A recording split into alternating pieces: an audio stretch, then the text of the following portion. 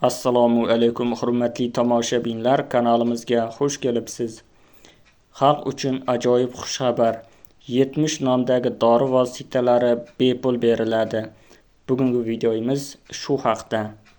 Agar kanalimizda yangi bo'lsangiz, obuna bo'lib qo'yishni unutmang. Bemorlar uchun bepul dorilar ro'yxati kengaytirildi.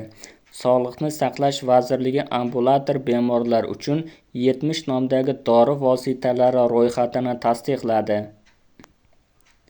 Undan tashqari, antiseptiklar, stomatologik vositalar va tibbiy buyumlar ham bepul beriladi. Dorilar orasida qon bosimi, antibiotiklar, oshqozon ichak, nafas olish, gormonal va boshqa kasalliklarga qarshi preparatlar bor. Shuningdek, natriy xlorid va dekstroza eritmalari ham bor. Bemorlar shifokor ko'rigidan so'ng poliklinikadagi maxsus bo'lim orqali dori oladi. Dorilar 5 kundan 1 oygacha muddatga berilishi mumkin.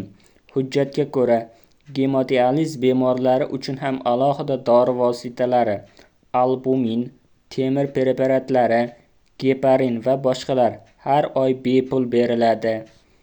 Videomiz yoqqan bo'lsa, like bosing, kanalimizga obuna bo'ling. Manba: darakchi.uz sayti.